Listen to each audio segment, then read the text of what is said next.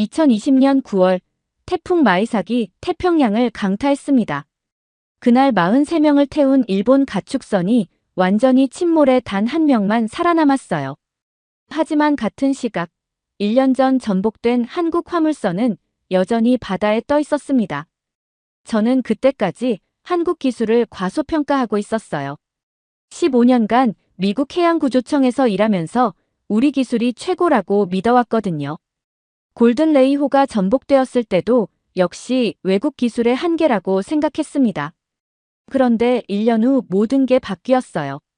사고로 의심받던 한국 선박이 오히려 기술력을 증명하는 계기가 되었고 미국 정부는 한국 조선업체와 손을 잡았습니다. 어떻게 이런 일이 가능했을까요? 지금부터 들려드릴 이야기는 제가 직접 경험한 충격적인 반전의 기록입니다. 편견이 어떻게 진실을 가릴 수 있는지, 위기가 어떻게 기회가 될 수 있는지 보여드리겠어요. 골든 레이호 1년간의 역설, 지금 시작합니다. 저는 미국 해양구조청에서 15년간 근무해온 해양 엔지니어입니다. 그동안 수많은 해난 사고를 처리하면서 한 가지 확신을 가지고 있었어요. 바로 미국의 조선 기술이 세계 최고라는 것이었습니다.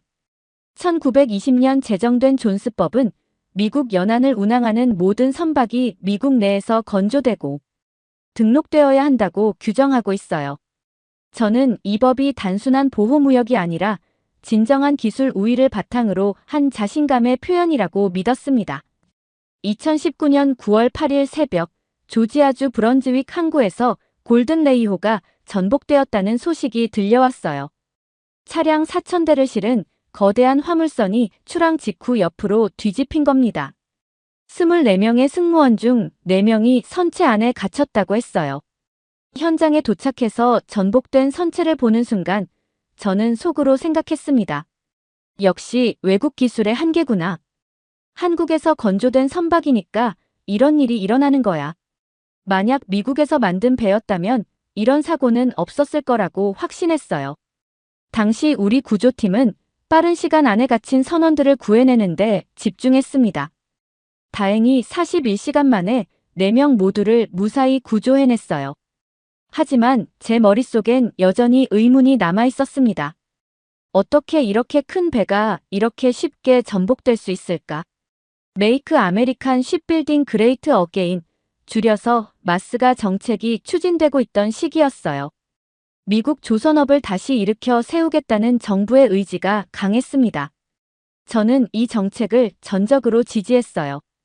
우리 기술이 최고니까 당연히 성공할 거라고 믿었거든요. 골든 레이호 사고를 보면서 더욱 확신이 들었습니다. 외국 기술에 의존하면 이런 일이 생기는 거야. 우리가 직접 만든 배를 써야 안전하다고 생각했어요. 사고 발생 3개월 후 골든 레이호 해체 작업이 본격적으로 시작되었습니다. 저는 구조 분석팀의 일원으로 참여하게 되었어요. 처음엔 단순한 작업이 될 거라고 생각했습니다. 그런데 현장에서 예상과 완전히 다른 상황을 마주하게 되었어요. 3개월 동안 거센 파도와 폭풍을 견뎌온 선체 상태를 보고 깜짝 놀랐습니다. 전복된 상태로 바다에 떠 있으면서도 구조적 변형이 거의 없었거든요. 구조 책임자가 한숨을 쉬며 말했어요. 해체가 너무 어렵다고 특수 절단 장비를 추가로 투입해야 할 것 같다고 했습니다. 선체가 예상보다 훨씬 견고하게 만들어져 있다는 얘기였어요. 저는 이상하다고 생각했습니다. 사고가 났으면 약해진 부분이 있을 텐데 오히려 더 단단해 보이는 거예요. 용접 부위를 자세히 살펴보니 품질이 상당히 높았습니다. 15년간 여러 나라 선박을 봐왔지만 이 정도 수준은 흔하지 않았어요. 더 놀라운 건 바닷물의 부식 정도였습니다. 3개월이나 바다에 있었는데도 부식이 예상보다 훨씬 적었어요. 방청 처리나 표면 코팅 기술이 상당히 우수하다는 뜻이었습니다. 그때 문득 의문이 들기 시작했어요.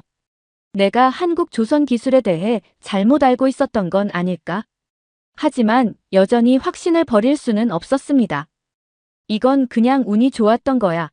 우연히 튼튼한 부분만 남은 거라고 스스로를 달랬어요. 동료들과 점심을 먹으면서 이 얘기를 꺼내봤습니다. 생각보다 단단하게 만들어진 것 같다고 했더니 한 선배가 흥미로운 얘기를 해주었어요. 최근 몇 년 사이 한국 조선업체들의 기술력이 많이 향상되었다는 소문이 있다고 했습니다. 하지만 저는 여전히 반신반의했어요. 소문은 소문일 뿐이잖아요. 진짜 실력은 극한 상황에서 드러나는 법이니까 좀 더 지켜봐야겠다고 생각했습니다. 그런데 이때까지는 몰랐어요. 진짜 극한 상황이 곧 다가오고 있다는 걸 말이에요. 골든 레이호 사고 6개월 후 워싱턴에서 마스가 정책 관련 브리핑이 있었습니다. 저는 기술 자문으로 참석하게 되었어요. 그런데 그 자리에서 예상치 못한 압박을 받게 되었습니다. 정책 담당자가 저에게 직접 물어봤어요. 골든 레이호 분석 결과가 어떤지, 외국 조선 기술의 한계를 확인할 수 있었는지 말이에요. 저는 솔직하게 대답했습니다. 예상보다 견고하게 만들어져 있다고, 기술적으로 흠잡을 곳이 별로 없다고 했어요.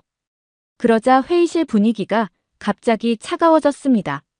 마스가 정책의 핵심은 미국 조선업의 우위를 강조하는 것인데 제가 한국 기술을 인정하는 발언을 한 거였거든요. 브리핑이 끝난 후 상급자가 따로 저를 불렀습니다. 앞으로 발언에 신중을 기해달라고, 정책에 혼선을 줄 수 있는 얘기는 자제해달라고 했어요. 15년간 쌓아온 신뢰가 하루아침에 흔들리는 느낌이었습니다. 더 큰 문제는 제 내부의 갈등이었어요. 존스법을 평생 지지해온 입장에서 외국 기술을 인정한다는 건 모순처럼 느껴졌거든요. 미국 우선주의와 기술자로서의 객관성 사이에서 고민이 깊어졌습니다. 집에 돌아와서 아내와 얘기를 나눴어요. 아내는 제가 왜 이렇게 힘들어하는지 이해하지 못했습니다. 그냥 사실을 사실대로 말하면 되는 거 아니냐고 했어요. 하지만 그게 그렇게 간단한 문제가 아니었습니다. 두 아이의 대학 등록금, 집 융자금, 가족의 생계가 모두 제 직장에 달려 있었어요.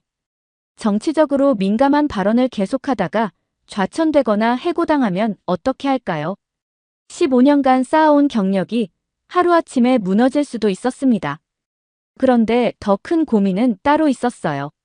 과연 내가 15년간 믿어온 게 맞는 걸까? 미국 기술이 정말 최고인 걸까? 골든 레이호를 보면서 점점 확신이 흔들리고 있었거든요. 밤에 잠이 오지 않아 자료를 뒤져봤습니다. 최근 몇 년간 한국 조선업체들의 성과를 찾아보니 놀라운 사실들이 나왔어요. 세계 최대 조선 국가가 된 건 이미 오래전 일이었고 기술력도 상당한 수준에 올라 있었습니다. 그때 문득 생각했어요. 내가 편견에 사로잡혀 있었던 건 아닐까? 미국 우선주의에 너무 매몰되어 객관적 판단력을 잃었던 건 아닐까? 2020년 초 골든 레이호 해체 작업이 계속되면서 더 많은 데이터가 축적되었습니다. 그런데 분석할수록 제 기존 믿음과 현실 사이의 괴리가 더 커져갔어요. 선체 강도 측정 결과가 나왔는데 국제 해양 안전 기준을 상당히 웃도는 수치였습니다. 용접 품질, 재료 강도, 설계 안전성 모든 면에서 흠잡을 데가 없었어요. 오히려 미국에서 건조된 동급 선박들보다 일부 지표가 더 좋았습니다. 이런 데이터를 보고하는 게 제 의무였지만 그럴 때마다 상급자들의 표정이 어두워지는 걸 느낄 수 있었어요. 한 번은 과장이 직접 말했습니다. 데이터는 정확하게 보고하되 해석 부분에서는 신중을 기해달라고 했어요. 그런데 이때 더 충격적인 소식이 들려왔습니다. 걸프 라이브스톡 원호라는 일본 가축 수송선이 태평양에서 실종되었다는 뉴스였어요. 43명의 승무원을 태우고 운항하던 중 엔진 고장이 발생했고 폭풍우를 만나 연락이 끊어졌다고 했습니다. 저는 즉시 관련 정보를 찾아봤어요. 걸프 라이브스톡 원호는 일본에서 건조된 선박이었습니다. 골든 레이호와 비슷한 크기의 대형 화물선이었어요. 며칠 후 구조 결과가 발표되었습니다. 43명 중 단 1명만 구조되었다는 참담한 소식이었어요. 나머지 42명은 모두 실종되었습니다. 선박은 완전히 침몰해서 찾을 수 없었다고 했어요. 그 순간 저는 소름이 돋았습니다. 골든레이호는 전복된 상태로 6개월째 바다에 떠 있는데 걸프 라이브스톡 1호는 완전히 사라져버린 거예요. 똑같이 해난 사고인데 결과가 이렇게 다를 수 있나요? 집에 와서 두 사건을 비교 분석해봤습니다. 사고 원인, 기상 조건, 선박 재원 등을 살펴보니 한 가지 결론에 도달하게 되었어요. 선체의 구조적 안전성에서 결정적 차이가 났다는 것이었습니다. 그날 밤 정말 잠을 이룰 수 없었어요. 15년간 제가 믿어온 모든 것이 흔들리고 있었거든요. 미국이 최고라고, 외국 기술은 아직 멀었다고 생각했는데 현실은 정반대였습니다. 더 괴로운 건 이 사실을 인정하는 게 애국심을 배신하는 것처럼 느껴진다는 점이었어요. 미국을 사랑하는 마음과 기술자로서의 객관성 사이에서 심한 내적 갈등을 겪었습니다. 과연 진짜 애국이 뭘까요? 사실을 외면하고 맹목적으로 우리가 최고라고 우기는 게 애국일까요? 아니면 현실을 정확히 파악해서 더 나은 방향으로 나아가는 게 애국일까요? 2020년 9월 골든레이호 사고 1주년이 되었습니다.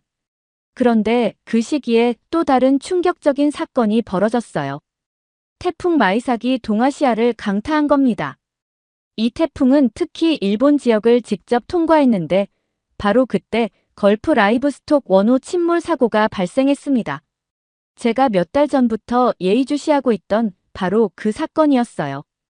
태풍 마이삭의 위력은 정말 대단했습니다. 최대 풍속 초속 60m, 파고 10m가 넘는 극한 상황이었어요. 이런 조건에서 선박이 버틸 수 있을까 싶을 정도였습니다. 그런데 더 놀라운 건 골든레이호의 상황이었어요. 전복된 상태로 1년째 대서양에 떠 있으면서도 여전히 원형을 유지하고 있었거든요. 같은 시기 태풍의 여파가 대서양까지 미쳤는데도 말이에요. 저는 두 사건을 직접 비교해 볼 수밖에 없었습니다.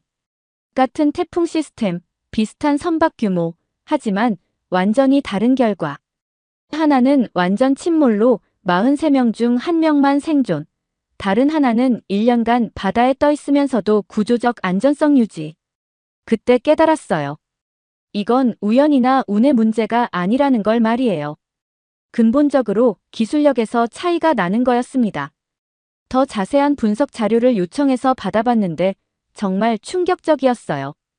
골든레이호는 1년간 총 3차례의 대형 폭풍을 견뎌낸 것으로 나타났습니다.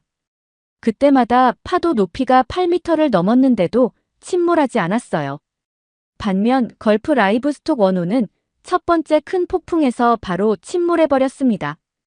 엔진 고장이 직접 원인이었지만 구조적으로 폭풍을 견딜 수 있었다면 완전 침몰까지는 가지 않았을 거예요. 그날 저녁 집에 돌아와서 아내에게 털어놨습니다. 내가 15년간 믿어온 게 틀렸을지도 모른다고, 한국 기술이 생각보다 훨씬 뛰어날지도 모른다고 했어요. 아내는 그럼 그걸 인정하면 되는 거 아니냐고 했습니다. 왜 그렇게 힘들어 하느냐고 물었어요. 하지만 그게 그렇게 간단한 문제가 아니었습니다. 제가 15년간 쌓아온 전문가로서의 정체성, 미국 우선주의자로서의 신념, 조직에서의 입지, 모든 게 흔들리고 있었거든요.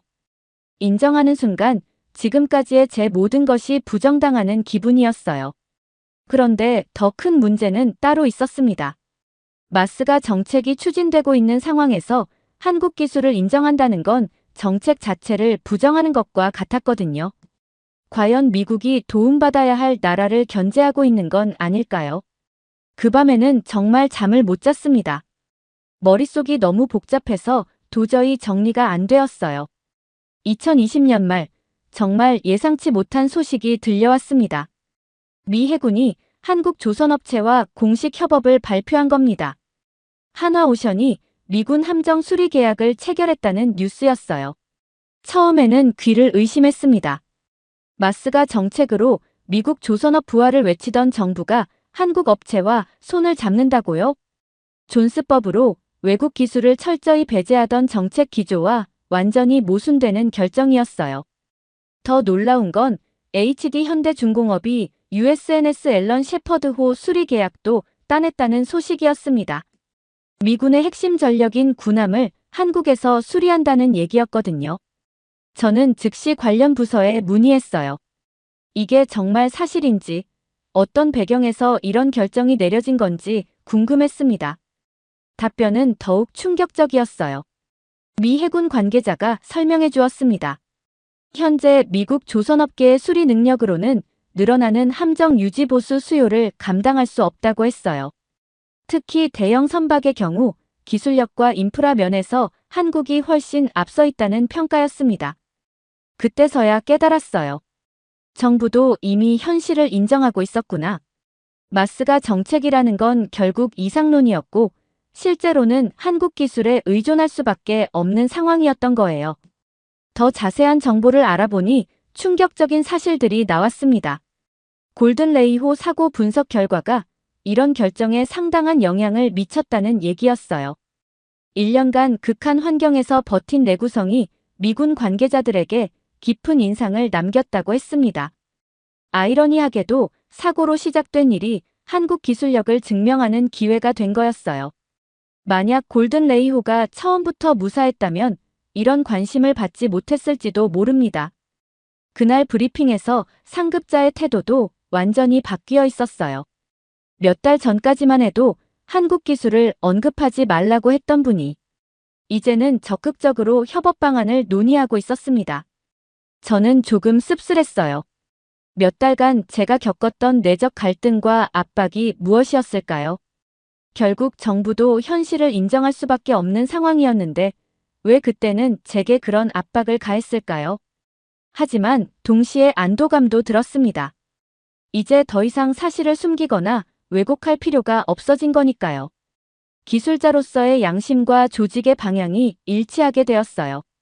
그때 문득 생각했습니다. 진짜 애국주의가 뭔지 알 것 같다고. 무조건 우리가 최고라고 우기는 게 아니라 현실을 정확히 파악해서 더 나은 방향으로 나아가는 게 진정한 애국이구나. 한국 조선업체와의 협업이 공식 발표된 후 저는 완전히 새로운 관점에서 상황을 바라보게 되었습니다. 15년간 쌓아온 편견과 고정관념을 모두 내려놓고 객관적으로 분석해 보기로 했어요. 골든 레이호 사고를 처음부터 다시 검토해 봤습니다.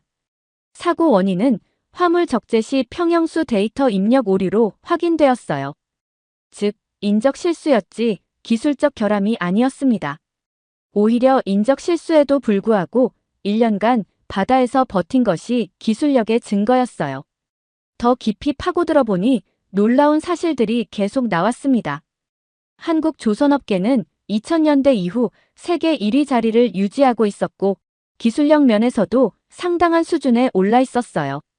제가 그동안 편견에 사로잡혀 이런 현실을 외면하고 있었던 겁니다. 미국 해군의 한국 업체 선택도 우연이 아니었어요. 철저한 기술 검증과 비교 분석을 거친 결과였습니다. 비용뿐만 아니라 품질, 납기, 기술력 모든 면에서 한국이 우위에 있다는 판단이었어요. 그때 깨달았습니다. 내가 15년간 전문가라고 자부하면서도 정작 가장 중요한 객관성을 잃고 있었구나. 미국 우선주의라는 색안경을 끼고 세상을 보고 있었던 거예요. 진짜 전문가라면 국적이나 선입견에 관계없이 사실을 사실대로 받아들일 수 있어야 합니다.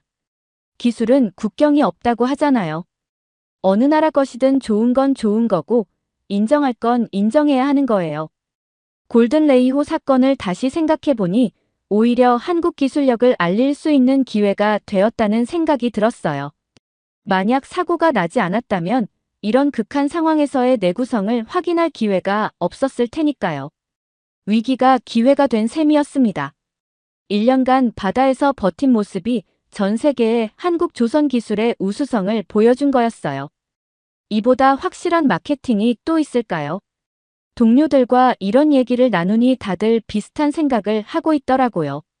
사실 현장에서 일하는 기술자들은 이미 한국 기술의 우수성을 알고 있었어요. 다만 공개적으로 말하기 어려운 분위기였을 뿐이었습니다. 이제는 그런 제약이 사라졌어요. 정부 정책도 현실을 인정하는 방향으로 바뀌었고, 우리도 전문가로서 객관적 평가를 할 수 있게 되었습니다. 그날 집에 돌아와서 아내에게 말했어요. 이제 마음이 한결 편해졌다고, 진실을 외면하지 않아도 되게 되었다고 했습니다. 아내는 그제서야 안심하는 표정을 지었어요. 15년 만에 처음으로 진정한 전문가가 된 기분이었습니다. 2021년 골든레이호 사고 조사가 완전히 끝났습니다. 미국 교통안전위원회에서 최종 보고서를 발표했는데 기술적 결함은 전혀 없었다고 결론지었어요. 순전히 인적 실수에 의한 사고였다는 공식 확인이었습니다. 이 발표는 한국 조선업계의 완전한 명예회복을 가져다 줬어요.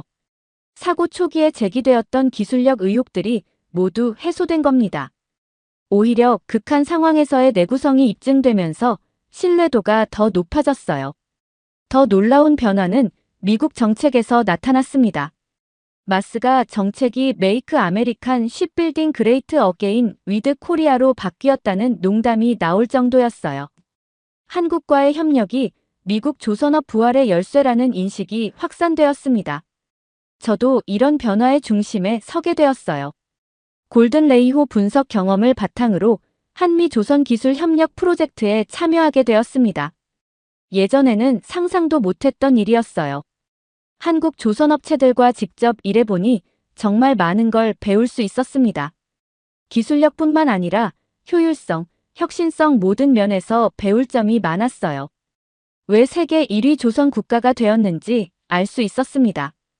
특히 인상 깊었던 건 안전에 대한 철학이었어요.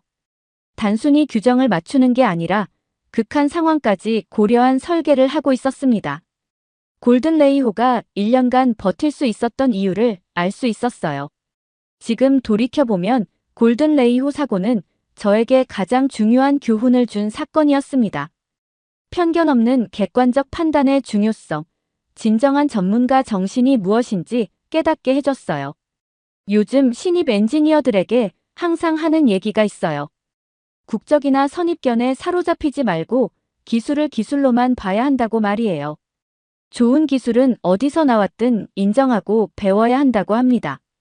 골든레이호는 결국 완전히 해체되어 사라졌지만 그 교훈은 영원히 남을 거예요.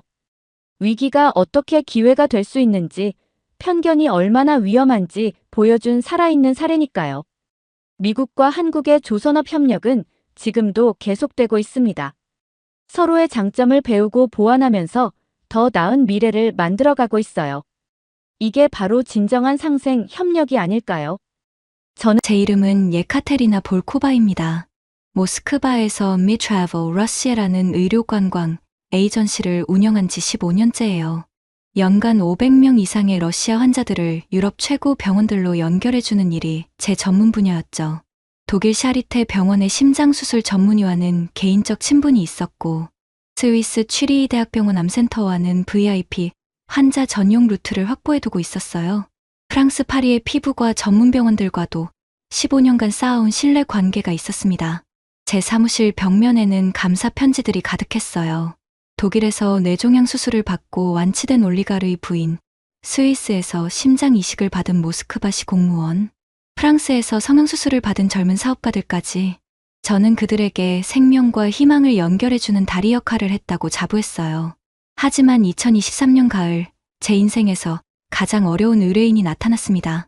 바로 제 딸 아나스타시아였어요. 16살 아나스타시아는 평범한 모스크바 고등학생이었습니다. 발레를 좋아해서 주 3회 레슨을 받고 있었고, 친구들과 카페에서 수다 떠는 것을 좋아하는 평범한 아이였어요. 그런데 지난해 9월부터 아이의 몸에 이상한 변화가 나타나기 시작했습니다. 처음에는 팔뚝에 작은 물집 같은 것들이 생겼어요. 단순한 알레르기 반응이라고 생각했죠. 하지만 시간이 지나면서 물집들이 점점 커지고 번져나갔습니다. 목 주변, 등, 다리까지 온몸으로 퍼져나갔어요. 물집이 터지면서 상처가 되고 그 상처는 쉽게 낫지 않았습니다. 가장 충격적이었던 건 아이가 학교에 가기를 거부하기 시작한 거였어요. 친구들 앞에서 자신의 모습을 보여주기 싫어했죠. 엄마, 저 이상해 보이죠? 친구들이 저를 보고 놀랄 것 같아요. 딸의 말을 들으며 가슴이 찢어질 것 같았습니다. 15년간 수많은 환자들의 고통을 보며 일해왔지만 제 딸의 고통만큼 아픈 건 없었어요. 모스크바 최고의 피부과 병원으로 아이를 데려갔습니다. 첫 번째 병원에서는 단순한 습진이라고 진단했어요. 스테로이드 연고를 처방해줬지만 전혀 효과가 없었습니다. 두 번째 병원에서는 자가면역 질환일 가능성을 제기했어요. 혈액 검사와 조직 검사를 받았지만 명확한 진단은 나오지 않았습니다.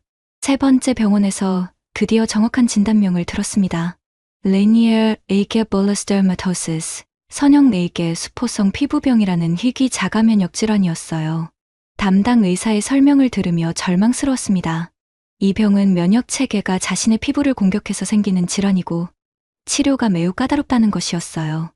더욱 충격적인 건 러시아에서는 이런 희귀 질환에 대한 전문적 치료, 경험이 부족하다는 사실이었습니다. 그때 제가 처음으로 깨달았어요. 15년간 다른 사람들의 생명을 구하는 일을 도왔지만 정작 제 딸을 구할 수 있는 방법을 찾지 못하고 있다는 현실을, 제가 그토록 자신 있게 연결해주던 유럽 최고 병원들이 과연 내 딸을 치료할 수 있을까 하는 의구심이 들기 시작했습니다. 아나스타시아의 상태는 날이 갈수록 악화되었어요. 물집이 터진 상처에서 진물이 나고 아이는 밤마다 가려움과 통증 때문에 잠을 이루지 못했습니다. 발레 레슨은 당연히 중단됐고 학교도 제대로 나가지 못하게 되었어요. 그날 밤 아이가 잠든 모습을 바라보며 결심했습니다. 제가 15년간 쌓아온 모든 인맥과 경험을 동원해서라도 딸을 치료할 방법을 찾겠다고 말이에요. 하지만 그때는 몰랐습니다. 답이 제가 한 번도 생각해보지 않았던 곳, 바로 제주도라는 작은 섬에 있다는 것을. 2023년 11월부터 저는 딸 아나스타시아를 데리고 유럽 전역을 돌아다니기 시작했습니다. 15년간 쌓아온 의료 네트워크를 총동원했어요. 첫 번째로 향한 곳은 독일 베를린의 샤리테 병원이었습니다. 유럽에서 가장 권위 있는 병원 중 하나죠. 피부과 교수학겐 박사는 제가 지난 10년간 50명 이상의 환자를 의뢰했던 신뢰할 만한 의료진이었어요. 하겐 교수는 아나스타시아의 상태를 자세히 진찰한 후 고개를 저었습니다. 레니얼 에이게 수포성 피부병은 매우 드문 질환이라 경험이 부족하다는 것이었어요. 독일에서는 연간 10명 이하의 환자만 발생한다고 했습니다. 볼코바 씨, 이 질환은 정말 까다로워요.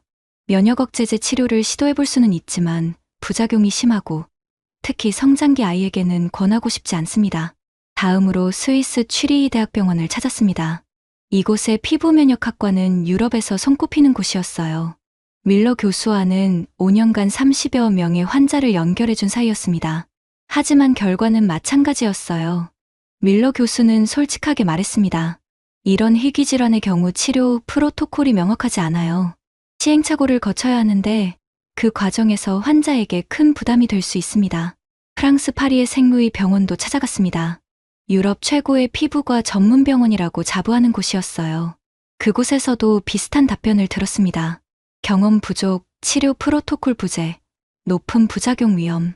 이탈리아 밀라노의 산 라파엘레 병원, 오스트리아 비네 종합병원, 네덜란드 암스테르담 대학병원까지 3개월 동안 15개국 20여 개 병원을 돌아다녔지만 결과는 동일했어요. 가장 충격적이었던 건 런던의 그레이트 오몬드 스트리트 병원에서 들은 말이었습니다. 볼코바 씨, 솔직히 말씀드리면 이 정도 증상의 리니아 에이게 질환을 완치까지 이끌어낸 경험이 거의 없습니다. 관리 차원에서 증상 완화 정도가 현실적인 목표라고 보셔야 해요. 그 말을 듣는 순간 무너져 내리는 느낌이었어요. 유럽 최고의 병원에서도 제 딸을 포기한다는 얘기였으니까요. 더욱 절망적이었던 건 아나스타시아의 상태가 계속 악화되고 있다는 사실이었습니다. 3개월간의 여행과 검사로 인한 스트레스가 병을 더욱 심하게 만든 것 같았어요. 엄마, 이제 그만해요. 저는 평생 이렇게 살아야 하는 것 같아요. 16살 아이가 할 말이 아니었죠. 제 가슴이 찢어질 것 같았습니다. 러시아로 돌아온 후 절망감에 빠져 있었을 때 뜻밖의 정보를 접하게 되었어요. 제 고객 중 한 명이었던 블라디미르 페트로프가 전화를 걸어온 거였습니다. 볼코바 씨, 혹시 아시아 쪽 의료는 고려해 보셨나요? 제가 최근에 한국에서 치료받은 경험이 있는데 정말 놀라웠어요.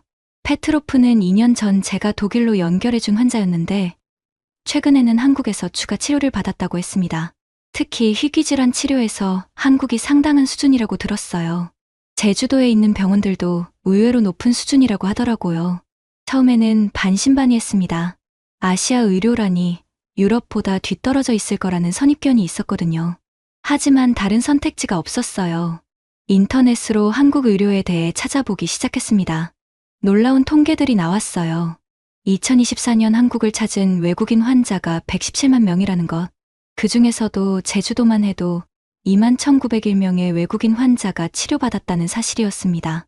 더욱 놀라운 건 제주도 외국인 환자 중 73.6%가 피부과 진료를 받았다는 통계였어요. 이는 제주도가 피부질환 치료에 특화된 곳이라는 의미였습니다. Linear Agia Bullous Dermatosis에 대해서도 검색해봤어요. 한국에서는 이 질환에 대한 치료 사례가 상당히 많이 보고되어 있었습니다. 특히 생물학적 제재와 면역 조절 치료를 통한 완치 사례들이 눈에 띄었어요. 하지만 여전히 의구심이 있었습니다. 유럽 최고 병원들도 해결하지 못한 문제를 정말 한국에서 해결할 수 있을까? 더군다나 제주도 같은 작은 섬에서 말이에요. 그런데 더 자세히 조사해보니 놀라운 사실들을 발견했습니다. 제주대학교 병원에는 최신 CT, MRI, PET, 콘빔 CT 등 첨단 장비가 완비되어 있었어요. 피부과 전문의도 2명이나 상주하고 있었습니다. 무엇보다 한국 환자들의 만족도가 90% 이상이라는 통계가 인상적이었어요. 이는 러시아 의료 만족도 39%와는 비교할 수 없는 수치였습니다. 그날 밤 아나스타시아와 진지한 대화를 나눴어요. 아나, 마지막으로 한 곳만 더 가보자.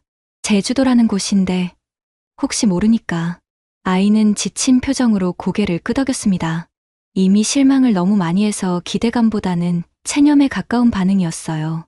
2024년 3월, 저희는 모스크바에서 서울행 비행기에 몸을 맡겼습니다.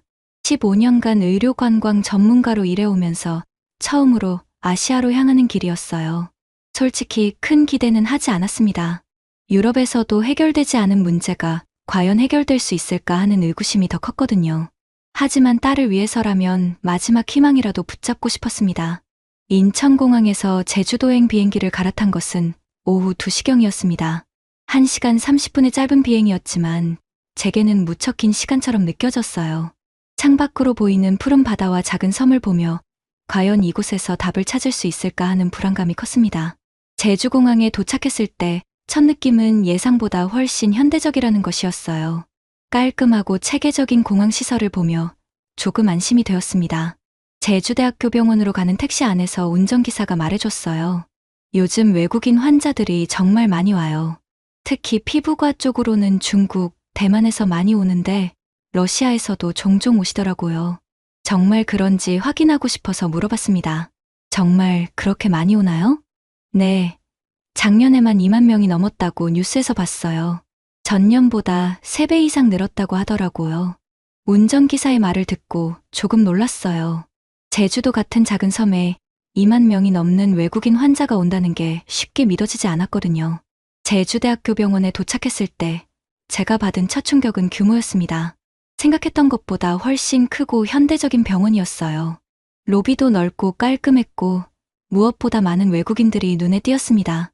국제진료센터에서 접수를 하는데 직원이 러시아어로 인사를 건넸어요. 지드라스트부이제, 어서 오세요. 간단한 러시아어였지만 타국에서 모국어를 듣는다는 건 정말 반가운 일이었습니다. 통역사도 있어서 의사소통에는 큰 문제가 없을 것 같았어요. 첫 진료는 피부과 김성민 교수와의 면담이었습니다. 40대 중반 정도로 보이는 차분한 인상의 의사였어요.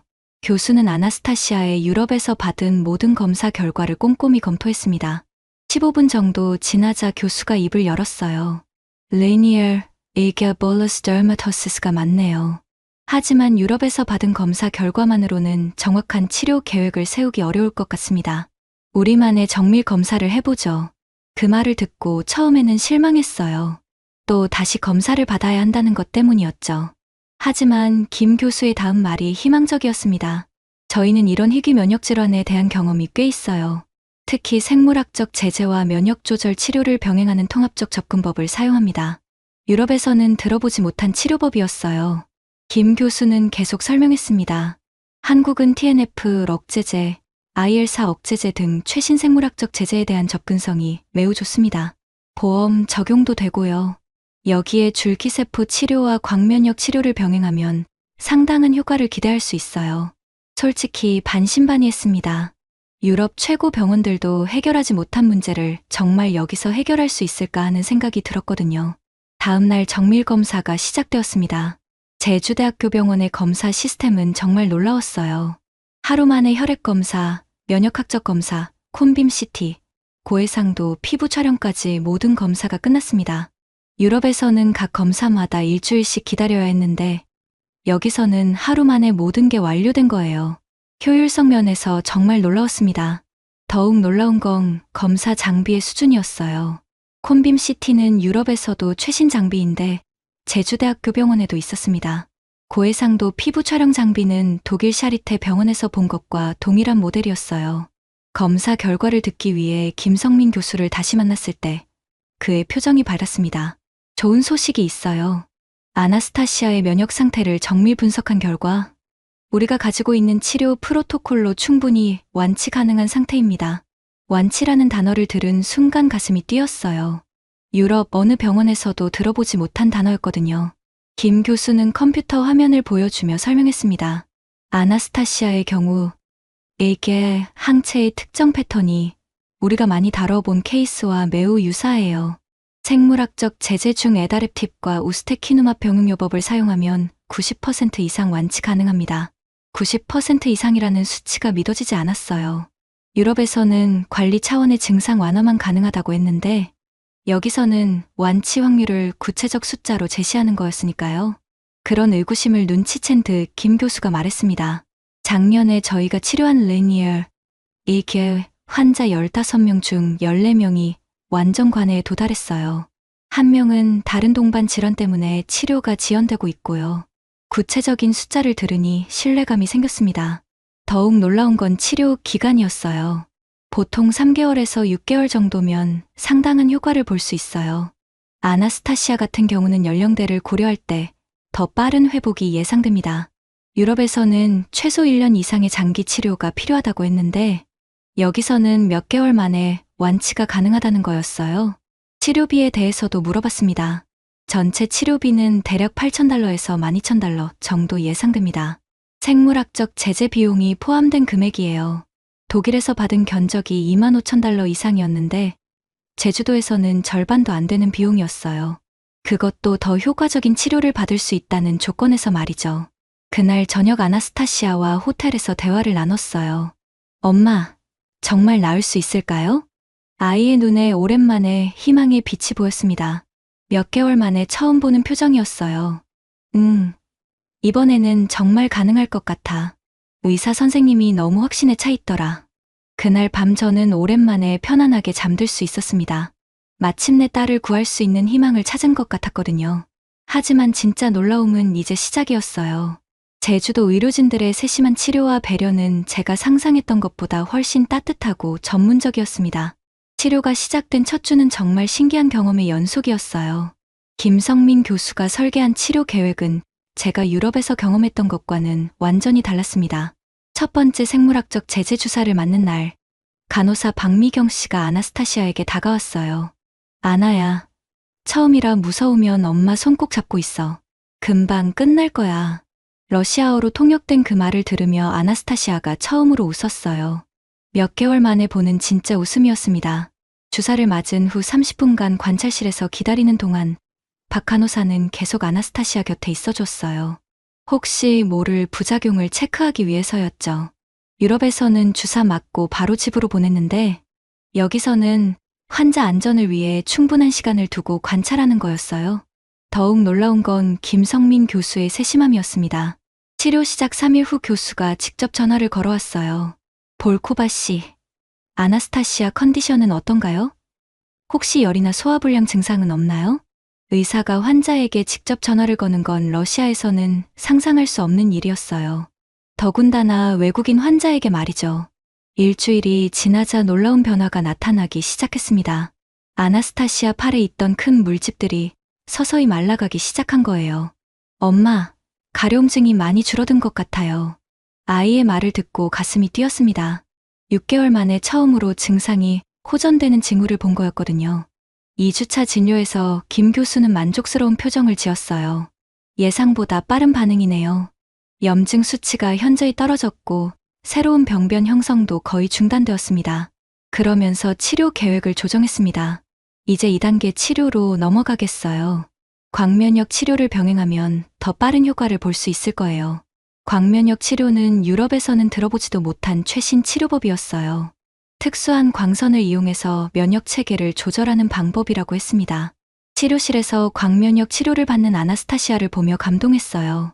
아이가 편안한 표정으로 치료를 받고 있었거든요. 몇 달간 고생하던 것이 거짓말처럼 평온해 보였습니다. 더욱 감동적이었던 건 제주대학교 병원 직원들의 세심한 배려였어요. 영양사 최은정 씨는 아나스타시아의 식단을 특별히 관리해줬습니다. 면역질환이 있는 환자는 특정 음식을 피해야 해요. 러시아 음식 중에서도 드실 수 있는 것들로 메뉴를 짜드릴게요. 정말 놀라운 건 최 영양사가 러시아 전통 음식인 보르시와 비슷한 맛의 수프를 만들어준 거였어요. 아나스타시아가 그 수프를 먹으며 환하게 웃는 모습을 보니 눈물이 날 뻔했습니다. 3주차부터는 더욱 극적인 변화가 나타났어요. 아나스타시아의 피부가 눈에 띄게 깨끗해지기 시작한 거예요. 목 주변의 상처들이 완전히 아물었고 새로운 물집도 거의 생기지 않았습니다. 엄마, 거울 봐도 괜찮을 것 같아요. 아이가 처음으로 자신감 있는 목소리로 말했어요. 몇 개월 만에 처음 듣는 밝은 목소리였습니다. 김성민 교수는 3주차 검진에서 매우 만족스러워했어요. 염증 지표가 정상 범위로 돌아왔어요. A계 항체 수치도 현저히 감소했고요. 이 정도면 완치까지 얼마 남지 않았다고 봐야겠네요. 완치라는 단어를 또 다시 들으니 정말 믿어지지 않았어요. 몇 달 전만 해도 관리만 가능하다고 했던 병이 이제 완치를 눈앞에 두고 있다니 말이에요. 4주차에는 더욱 놀라운 일이 있었습니다. 아나스타시아가 처음으로 수영장에 가고 싶다고 한 거예요. 엄마, 수영복 입어도 괜찮을까요? 상처가 거의 다 나은 것 같은데. 김 교수에게 물어보니 충분히 가능하다고 했어요. 오히려 바닷물의 미네랄 성분이 피부 회복에 도움이 될 거라고 했습니다. 제주도 해변에서 아나스타시아가 물놀이하는 모습을 보며 감격했어요. 6개월 만에 처음으로 아이가 자유롭게 뛰어노는 모습이었거든요. 5주차 검진에서 김 교수가 말했습니다. 이제 유지 치료 단계로 넘어가면 될 것 같아요. 완전 관의 상태라고 봐도 무방합니다. 완전 관의 의학용어로 완치를 의미하는 말이었어요. 정말로 딸이 낳은 거였습니다. 그런데 더욱 감동적인 건 제주대학교 병원 직원들의 반응이었어요. 박미경 간호사는 아나스타시아를 꼭 안아주며 말했어요. 아나야, 정말 잘했어. 이제 러시아 가서 친구들한테 자랑해도 돼. 최은정 영양사도 특별히 만든 케이크를 가져왔어요. 완치 축하 케이크예요. 러시아에서도 건강하게 지내세요. 그날 저녁 아나스타시아가 저에게 말했어요. 엄마, 여기 사람들은 정말 따뜻해요. 마치 가족 같아요. 정말 그랬어요. 제주대학교 병원 직원들은 단순히 치료만 한 게 아니라 진심으로 아나스타시아를 걱정하고 돌봐준 거였어요. 6주간의 치료를 마치고 러시아로 돌아가는 날, 김성민 교수가 마지막 당부를 해줬어요. 앞으로 6개월간은 정기적으로 검사 결과를 보내주세요. 원격으로도 충분히 관리 가능합니다. 혹시 문제가 생기면 언제든 연락하세요.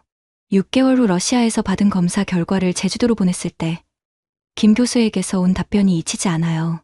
완벽합니다. 완전 완치 상태네요. 축하드려요. 그 순간 제가 깨달은 건 단순히 딸이 낳은 것뿐만 아니라 제 인생의 방향이 바뀌었다는 것이었어요. 이제 더 이상 유럽만 바라보는 의료 관광 에이전시가 아니라 한국과 러시아를 연결하는 다리 역할을 해야겠다는 생각이 들었습니다. 특히 제주도 같은 곳에서 이런 수준 높은 치료를 받을 수 있다는 걸 러시아 사람들에게 알려야겠다는 사명감이 생겼어요. 모스크바로 돌아온 지 1년이 지난 지금 제 삶은 완전히 바뀌었습니다. 아나스타시아는 완전히 건강해져서 다시 발레를 시작했고 친구들과 자유롭게 어울리며 평범한 10대 소녀의 삶을 즐기고 있어요. 하지만 더 큰 변화는 제 사업에서 일어났습니다. Mid-Travel Russia의 방향을 완전히 바꿨어요. 15년간 유럽 의료관광만 전문으로 했던 회사를 한국 의료관광 전문 에이전시로 전환한 거예요. 처음에는 직원들이 반대했습니다. 사장님, 한국이라니요? 우리 고객들은 독일이나 스위스를 선호하는데요. 하지만 저는 확신이 있었어요. 아나스타시아를 통해 직접 경험한 한국 의료의 수준을 알고 있었거든요. 첫 번째 한국행 환자는 모스크바의 산업가 알렉산드르 이바노프 씨였어요. 간암 3기 진단을 받고 독일 치료를 요청해온 분이었죠. 이바노프 씨, 한국도 고려해 보시는 게 어떨까요? 간암 치료에서는 독일보다 더 앞선 기술을 가지고 있어요. 처음에는 의구심을 보이셨지만 제가 아나스타시아의 사례를 설명하고 한국 의료 통계를 보여드리자 관심을 보이기 시작했어요.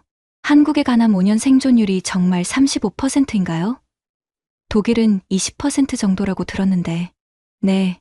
그리고 치료비는 독일의 절반 수준이에요. 더 나은 결과를 더 저렴한 비용으로 얻을 수 있습니다. 이바노프 씨는 결국 서울 아산병원에서 치료받기로 결정했어요. 3개월 후 안정관의 판정을 받고 돌아왔을 때 그분이 제게 한 말이 잊히지 않아요. 볼코바 씨, 당신이 제 생명을 구해줬어요. 한국 의료는 정말 놀라웠습니다. 두 번째 환자는 상트페테르부르크의 구세 소아암 환자였어요. 현지에서는 치료가 어렵다고 해서 부모님이 저를 찾아온 거였죠.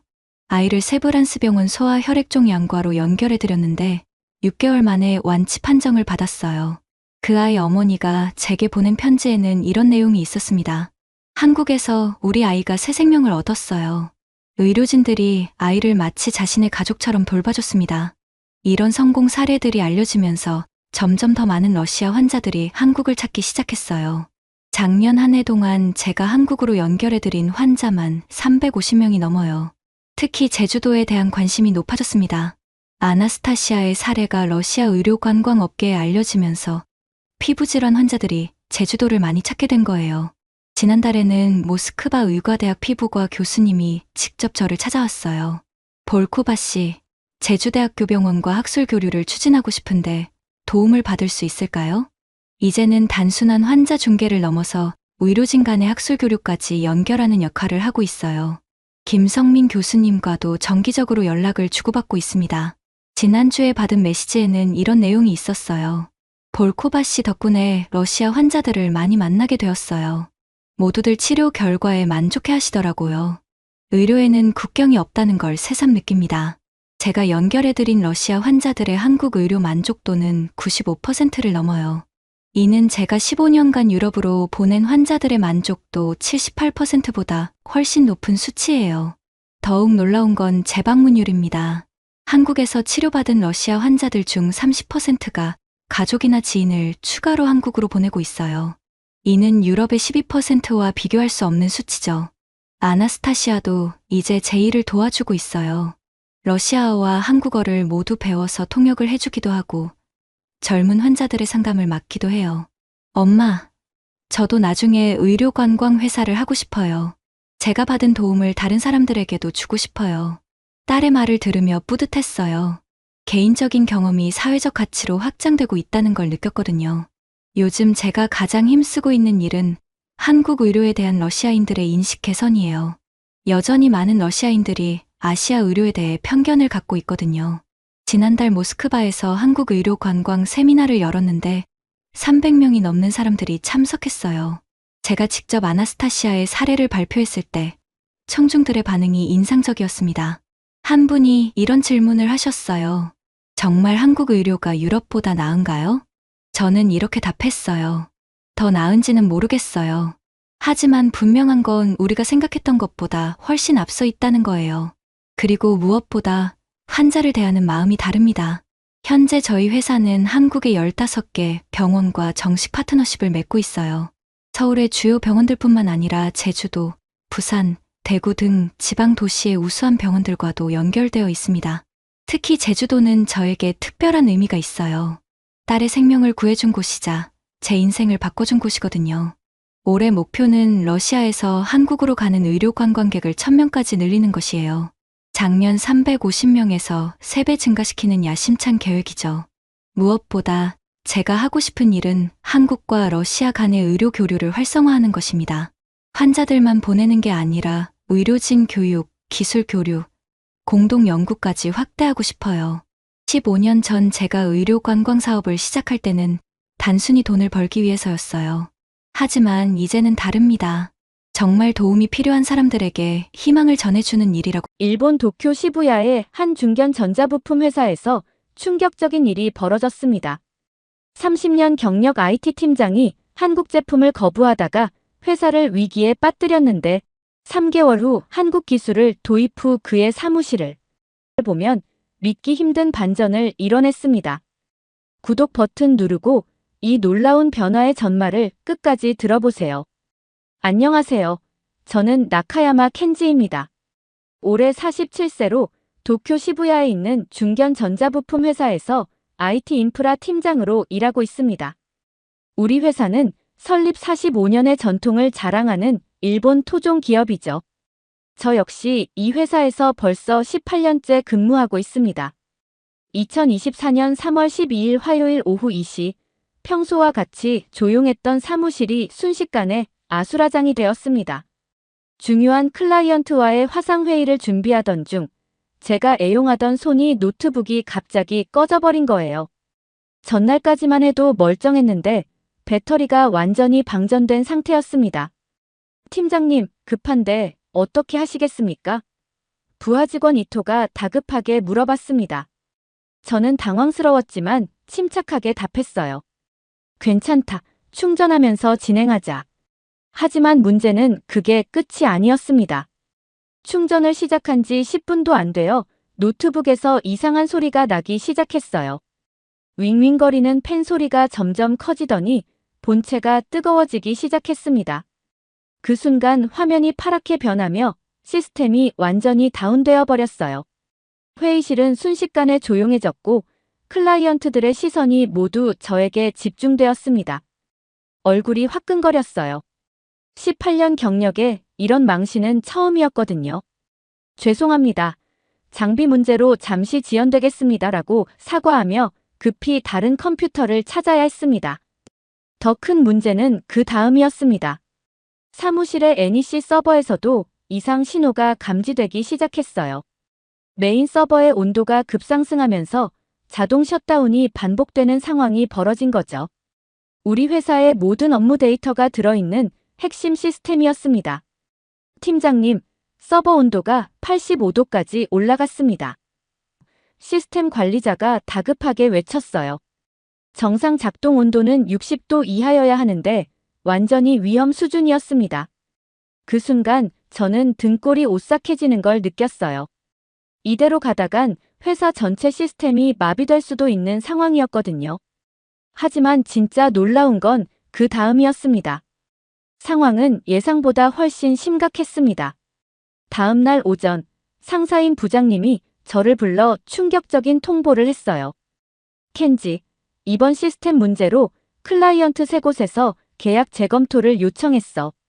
다음 달까지 IT 장비를 전면 교체하지 못하면 우리 팀 해체를 검토해야 할 것 같아. 머리가 하얘졌습니다. 우리 팀 12명의 생계가 걸린 문제였어요. 그동안 회사를 위해 열심히 일해온 동료들 얼굴이 떠올랐습니다. 18년간 쌓아온 제 경력도 한순간에 무너질 수 있는 상황이었죠. 급하게 일본 주요 업체들의 견적을 요청했습니다. 소니, NEC, 후지츠까지 모두 연락해봤어요. 하지만 돌아온 답변은 절망적이었습니다. 소니 측에서는 현재 주문량이 많아 납기가 최소 3개월은 걸린다고 했고, NEC는 맞춤형 기업용 제품은 4개월 이상 소요된다는 답변이었습니다. 가격도 만만치 않았어요. 우리가 필요한 20대 분량의 노트북과 모니터, 서버 교체 비용이 총 8,500만 엔, 한국 돈으로 약 6억 8천만 원이 나왔습니다. 팀장님, 예산이 5억 원 정도밖에 없는데 어떻게 하시겠습니까? 경리팀에서 연락이 왔어요. 예산도 부족하고 시간도 없는 최악의 상황이었습니다. 그때 막내 직원 이토가 조심스럽게 다가왔습니다. 팀장님, 혹시 다른 대안을 고려해 보시는 게 어떨까요? 다른 대안이라니, 뭘 말하는 거야? 한국 제품들을 한번 검토해 보시는 건 어떨까요? 요즘 성능이 정말 좋다고 들었거든요. 순간 제 얼굴이 굳어졌습니다. 한국 제품? 이토, 우리는 일본 기업이야. 일본 기술로 승부해야지. 하지만 이토는 포기하지 않았어요.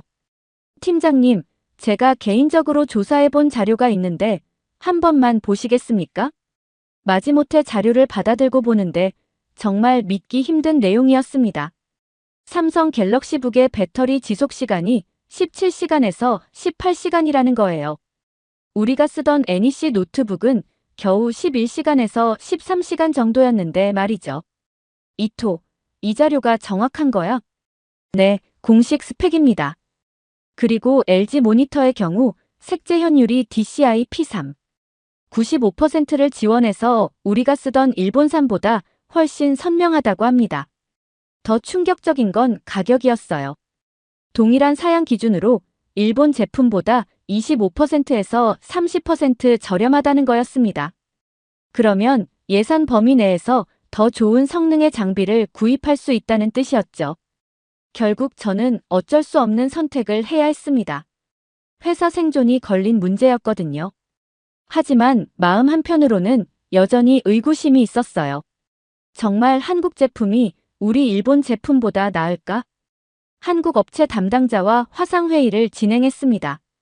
상대방은 서울에 있는 삼성전자 BEB 영업팀의 김 과장이었어요. 놀라운 건 그가 일본어를 유창하게 구사한다는 점이었습니다. 나카야마 팀장님, 안녕하세요. 귀하의 상황을 들었습니다. 저희가 도움을 드릴 수 있을 것 같습니다. 김 과장은 차분하게 설명을 시작했어요. 갤럭시북 프로 모델의 경우 인텔 13세대 i7 CPU에 16GB 램, PCIe 4.0 SSD를 탑재했습니다. 배터리는 63W 용량으로 실제 사용 시 17시간에서 18시간 지속되죠. 정말 놀라운 수치였습니다. 우리가 쓰던 NEC 라비 시리즈는 12세대 I/O CPU의 배터리도 11시간 정도밖에 안 됐거든요. 발열 관리는 어떻습니까? 제가 가장 걱정하던 부분을 물어봤어요. 듀얼팬 기반 균형형 발열 제어 시스템을 적용했습니다. 고성능 작업 시에도 온도를 65도 이하로 유지하죠. 일본 브랜드들이 저전력 구조로 안정성을 추구한다면 저희는 고성능과 안정성을 동시에 잡았다고 보시면 됩니다. 보안 부분도 궁금했어요. 기업용 보안 기능은 어떻게 되나요? 시큐어 부트, 지문 인증, 녹화 방지 기능까지 기본 탑재되어 있습니다. 윈도우 기본 보안에만 의존하는 일반 제품들과는 차원이 다르죠. LG 모니터에 대한 설명도 인상적이었습니다. 울트라파인 32인치 모델 기준으로 DCI P3 95% 색재 현율을 지원합니다. 응답 속도는 5미즈이고 게이밍 특화 모델은 1미즈까지 가능해요. 에너지 효율은 어떤가요? 에너지스타 인증에 스마트 백라이트 조절 기술까지 적용해서 평균 소비 전력이 40W입니다. 일본 제품들이 보통 55W에서 65W인 것과 비교하면 상당한 차이죠. 하지만 진짜 놀라운 건 그 다음이었습니다. 가격 견적을 받아보니 정말 충격적이었어요. 동일한 사양으로 일본 제품 대비 28% 저렴한 가격이었습니다. 우리 예산 5억 원으로도 충분히 필요한 모든 장비를 구입할 수 있었어요. 납기는 어떻게 되나요?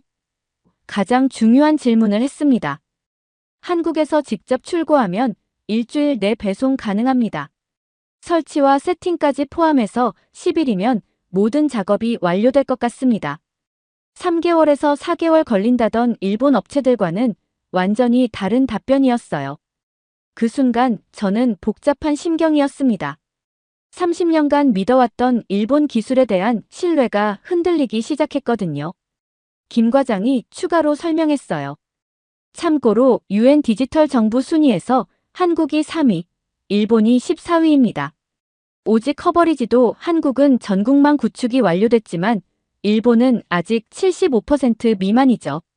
이 말을 듣는 순간 정말 충격을 받았습니다.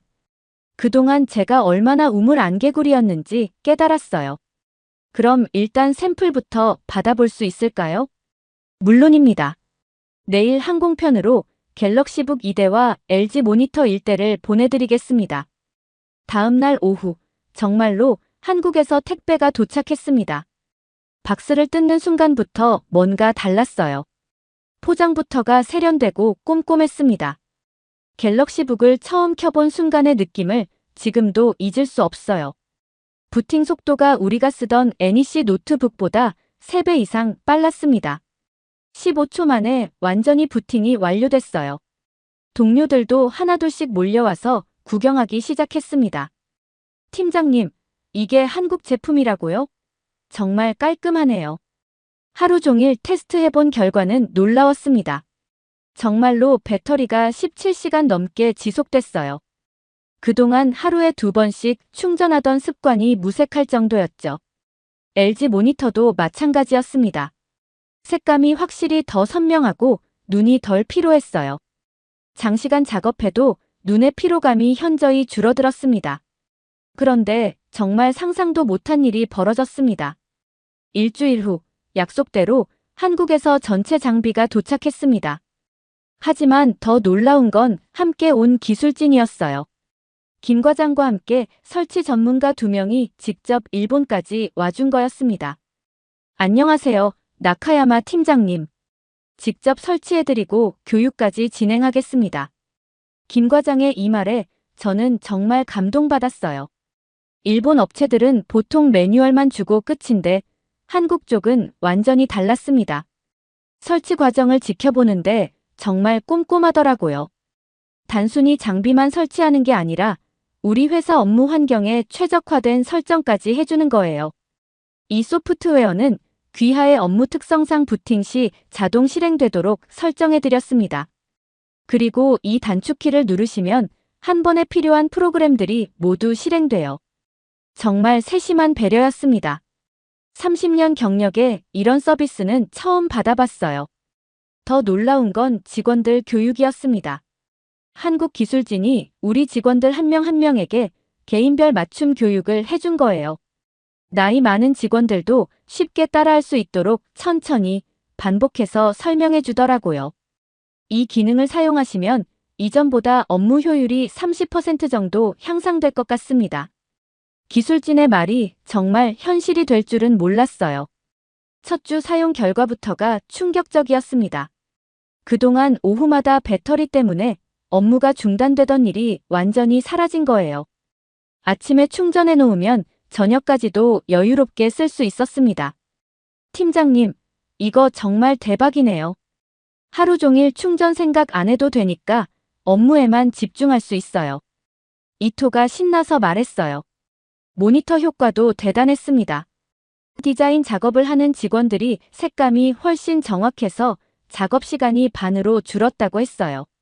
그전에는 색상 보정 때문에 여러 번 수정해야 했는데 이제는 한 번에 정확한 색상으로 작업할 수 있었거든요. 하지만 가장 놀라운 변화는 서버 교체 후였습니다. 그동안 85도까지 올라가던 서버 온도가 55도로 안정화됐어요. 자동 셧다운도 완전히 사라졌습니다. 2주째부터는 정말 기적 같은 일들이 일어나기 시작했어요. 업무 처리 속도가 눈에 띄게 빨라진 거예요. 그전에는 큰 파일 하나 열기까지 5분씩 걸렸는데 이제는 30초 만에 끝났습니다. 팀장님, 클라이언트들 반응이 완전히 달라졌어요. 프레젠테이션 중에 시스템 문제로 지연되는 일이 없어지니까 신뢰도가 확 올라갔다고 하네요. 영업팀에서 기쁜 소식을 전해왔어요. 정말로 그랬습니다. 한 달 후 측정해보니 업무 효율이 정확히 31% 향상됐어요. 예상보다도 높은 수치였습니다. 그런데 더 감동적인 일이 있었어요. 한국 기술진이 설치 후에도 계속 관리해준 거예요. 일주일마다 화상회의로 시스템 상태를 점검해주고 문제가 생기면 즉시 원격으로 해결해주더라고요. 나카야마 팀장님, 시스템 최적화 업데이트가 나왔는데 적용해드릴까요? 김 과장이 연락 왔어요. 이런 사후 관리 서비스도 무료였습니다. 일본 업체들과는 정말 차원이 다른 서비스였어요. 고객을 단순히 물건 파는 대상이 아니라 장기적으로 함께 성장하는 파트너로 보는 것 같았습니다. 한 가지 더 놀라운 건 에너지 비용이었어요. 월 전기요금이 25% 줄어든 거예요. LG 모니터의 스마트 백라이트 기술과 갤럭시북의 저전력 설계 덕분이었습니다. 부장님도 완전히 태도가 바뀌었어요. 켄지, 자네가 정말 회사를 구했어. 이번 분기 실적이 역대 최고치를 기록할 것 같다고 하는군. 하지만 진짜 감동은 그 다음이었습니다. 3개월이 지난 지금 저는 완전히 다른 사람이 되었습니다. 그동안 제가 얼마나 편견에 사로잡혀 있었는지 깨달았거든요. 회사에서 일어난 변화는 정말 기적 같았어요. 시스템 다운이 완전히 사라졌고 업무 효율은 31% 향상됐습니다. 클라이언트들도 확실히 달라졌다며 신뢰를 회복했어요. 그 결과 떠났던 세 곳의 클라이언트가 모두 돌아왔습니다. 가장 놀라운 건 동료들의 반응이었어요. 처음에는 한국 제품 괜찮을까? 하며 걱정하던 직원들이 이제는 역시 팀장님 선택이 옳았다며 엄지손가락을 치켜들어요. 특히 기억에 남는 건 격리부 사토 과장의 말이었습니다. 나카야마 팀장, 정말 대단해요. 장비 교체 후 전기요금만 월 45만 엔 절약됐어요. 1년이면 540만 엔 절약이네요. 생각해보니 정말 놀라운 수치였어요. 초기 구입비도 일본 제품보다 28% 저렴했는데 운영비까지 25% 절약되니까 경제적 효과가 엄청났습니다. 부장님의 평가도 완전히 바뀌었어요. 켄지, 자네 덕분에 이번 분기 영업이익이 35% 증가했어. 사장님께서도 크게 만족하고 계셔. 하지만 가장 감동적이었던 건 한국 기술진들의 지속적인 관심이었어요. 김 과장이 3개월 후에도 안부 전화를 해온 거예요. 나카야마 팀장님, 안녕하세요. 시스템 사용에 불편한 점은 없으신가요? 혹시 추가로 필요한 기능이나 개선 사항이 있으시면 언제든 말씀해 주세요. 이런 세심한 배려를 받아본 적이 없었어요. 단순히 물건을 파는 게 아니라 진정으로 고객의 성공을 바라는 마음이 느껴졌습니다. 지난주에는 정말 뜻밖의 선물도 받았어요. 한국에서 새로운 업데이트 소프트웨어를 무료로 보내준 거예요. 보안 기능이 더욱 강화되고 배터리 최적화도 개선된 버전이었습니다. 저희가 지속적으로 개발하고 있는 새로운 기능들입니다. 고객 여러분의 피드백을 반영해서 만든 거예요. 김 과장의 설명을 들으니 정말 고마웠어요. 이제는 새로 들어오는 신입사원들에게도 자신 있게 한국 장비를 추천하고 있습니다. 이거 써봐. 정말 좋아. 한 번 쓰면 다른 건 못 써. 어제 신입사원 타나카가 물어봤어요. 팀장님, 처음에는 한국 제품 쓰는 게 좀 어색하지 않으셨어요? 저는 웃으며 대답했습니다. 그럼 처음엔 나도 그랬어. 하지만 지금은 생각이 완전히 바뀌었어. 기술에는 국경이 없다는 걸 깨달았거든. 정말 그래요. 30년 경력에 이런 깨달음을 얻을 줄은 몰랐어요. 좋은 기술은 어느 나라에서 왔든 인정하고 받아들일 수 있어야 한다는 것을 배웠습니다. 지금 제 사무실을 보시면 놀라실 거예요. 책상 위에는 갤럭시북이, 앞에는 LG 듀얼 모니터가 자리 잡고 있어요. 그리고 저는 그 앞에서 만족스럽게 커피를 마시며 일하고 있습니다. 한국 기술이 제게 새로운 업무 환경을 만들어줬고, 더 나아가 새로운 시각과 마음가짐까지 선물해줬어요. 이런 변화를 만들어준 한국의 기술진들께 정말 감사하다는